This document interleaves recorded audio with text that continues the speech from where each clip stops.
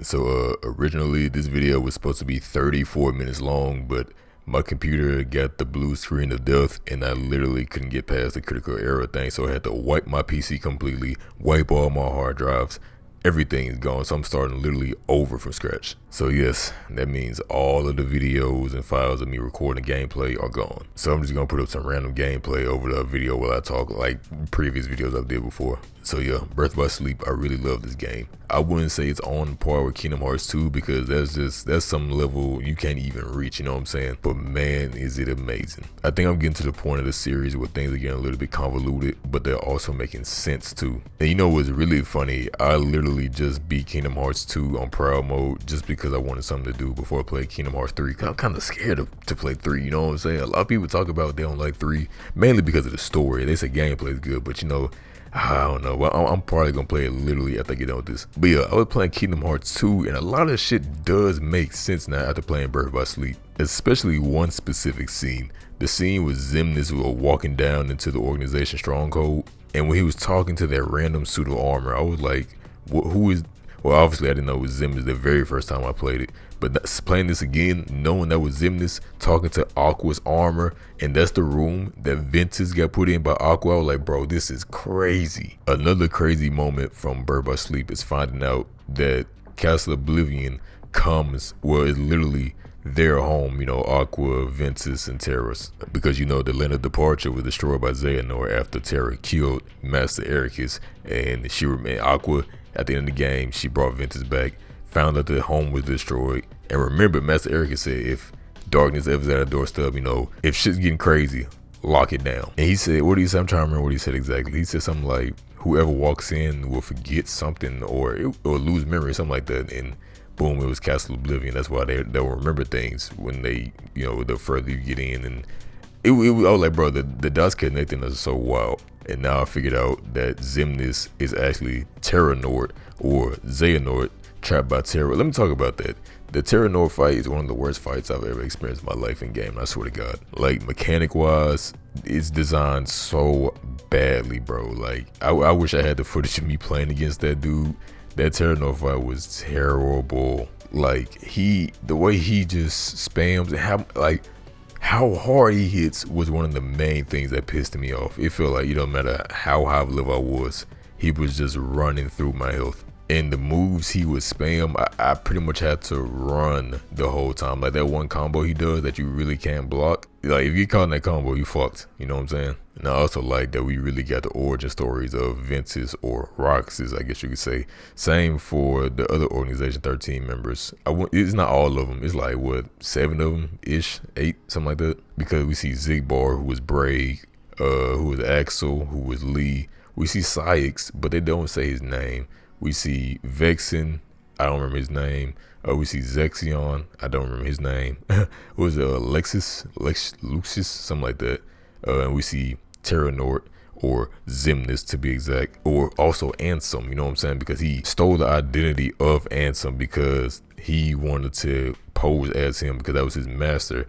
And he really was the apprentice. I mean, if you play Kingdom Hearts 2, you understand what I'm saying. Because they literally explain who Xemnas was. He was impersonating the real Ansem, but Xemnas is Ansem's nobody. It's like, bro, brain fucking blast, my nigga. And literally in this game, those 3 characters, you know, Terra, Aqua, and Ventus, it's literally Kairi, Riku, and Sora, because they literally interact with the young Sora and Riku. And we also find out, remember in Kingdom Hearts 2, I'm not too my bad, I believe it was 1, when Sora and Riku was talking, they were like, doesn't it seem like Kairi just popped up out of nowhere one day, you know what I'm saying? Like she's not really from here. We found out in Birth by Sleep, Aqua runs into it in Radiant Garden, so I'm guessing her home is Radiant Garden. That's where she's from, and it was crazy to see. And also we pretty much see the young Mickey when he's I guess you could say an apprentice. He's not the king yet, I guess. Well, I don't know if they said was he king at this point, but I know he didn't have his Keyblade yet. He had the what was it called? It's called the magic something, the blue Keyblade. I do like the story a lot though. I really do like seeing Terra go through that. The way Xehanort pulled strings in this story was crazy, and I'm like, an outside looking in, I'm like, bro, how do y'all not know this is an evil ass motherfucker? You know what I'm saying? Even if okay, say I was in the shoes of a character in this story, I would look at Xehanort and be like, this motherfucker probably evil. Look at him. He bald. Look at his eyes. He has a goatee with no mustache or no other facial hair. Like, this motherfucker obviously evil. To find out that Xehanort really created Ventus or Roxas is wild. Because I think I seen a theory that was like, Ventus is originally from Destiny Islands, because in the beginning you see him get dumped off on a tree at Destiny Island in a blanket. And I believe that's where him and Sora connect. So Xehanort brought Ventus to Master Ericus to be a student or apprentice, whatever you want to call it. And he really was using Ventus to bring out his dark side so he can make the Keyblade. Oh yeah, speaking of the Keyblade, finding out how the Keyblade was made was pretty wicked too.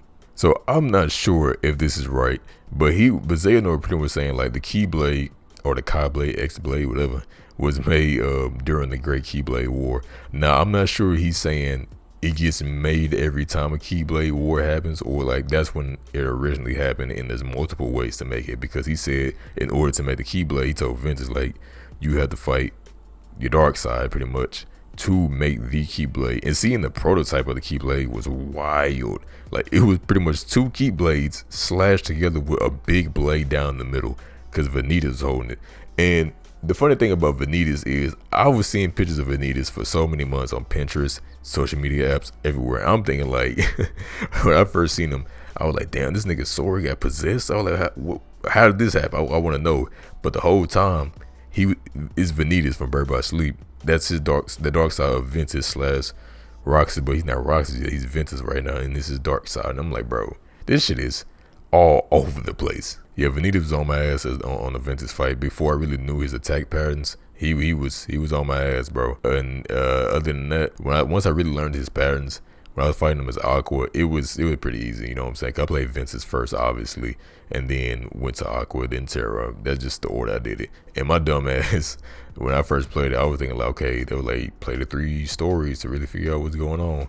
I'm thinking like they were saying, hey, if you want to, you can play all 3 stories, but you don't have to. You can play one and figure it out. But no, you literally have to play all 3 stories to figure out what's going on. It was fun though, but I was just dumb as hell. And I do like the new system for the fighting with the command deck, how you can really build it. It kind of reminds me of Chain of Memories, but more refined. I don't care. With the 3D version, I'm sorry, the 3D version of Chain of Memories sucks, bro. I'm sorry. I want to play, what was it, the Game Boy version?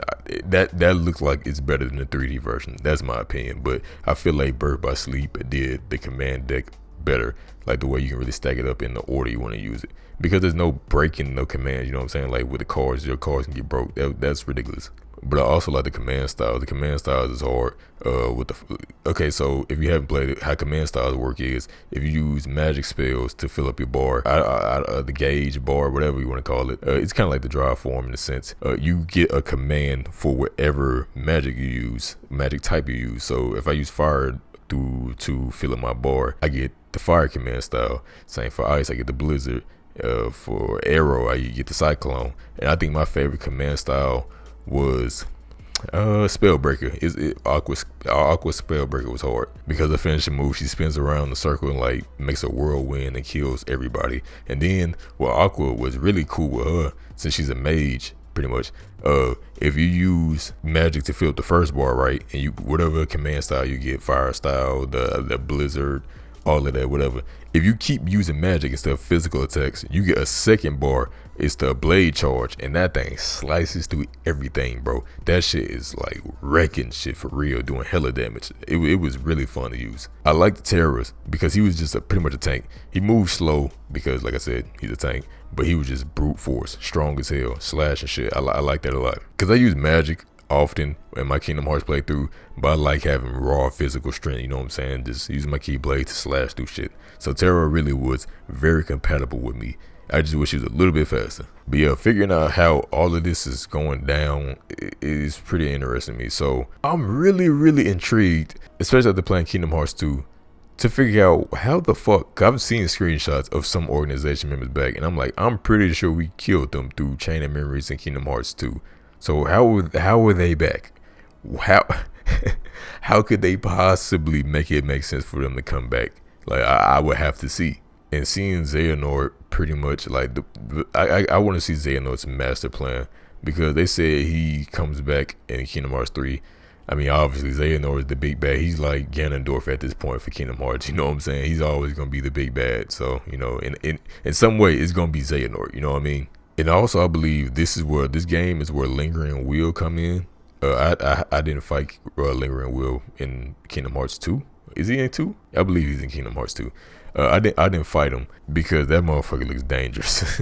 But I believe, correct me if I'm wrong, this is where Lingering Will comes from, because when Xehanort took over Terra's body, he threw on his armor. His body got possessed, but his armor started moving by itself, and you know we fight Terranort as Terra's armor. So I'm guessing that's where Lingering Will comes from. It would be, I ain't gonna lie, I like that if that's true. One of the funniest things to me that I experienced while playing this game, because I played Ventus Story first, right? So after playing Ventus Story and then playing Terra's last, it's so funny the scene when Xehanort was talking to Terra, talking about when it was in the desert world, just talking to him. I was like, bro, this motherfucker lying so hard to Terra, like he just doesn't know. He's lying so hard. He told a little bit of truth, like who Vanitas was, but he didn't tell the full truth about Vanitas and what's going on really. But because he was finessing him the whole time, I'm thinking like he's trying to make Terra more and more dark to be like a princess or something, but no, whole time he was just making it more and more dark to possess his motherfucking body. And shout out to Aqua too for sacrificing herself in the darkness to bring Terra back to the light. It was pointless as hell because when he got found by the organization members, or the the soon-to-be organization members, they asked him his name. He said Xehanort. I was like, wow, Aqua, you kind of sacrificed yourself for no reason, because the motherfucker still possessed. But Terra, I think he's still fighting because he was in the darkness talking to Xehanort, talking about he would never lose that up. And Xehanort was like, I'm a patient man, and he pretty much said, I got tricked for your ass. Don't worry. Like, whatever you throw at me, I got something to counter that. But overall, yeah, man, I really love this game. It was a lot of fun. It really was. I didn't unlock the final episode by myself because they were talking about collecting stickers, and I think they said all of the notes and something like that. And I was like, nah, fuck that. I'll just watch it on YouTube. I'll just watch it. So yeah, Bird by Sleep, really beautiful game. Really enjoy myself. We on the Kingdom Hearts 3. And man, I'm gonna let y'all know how that goes.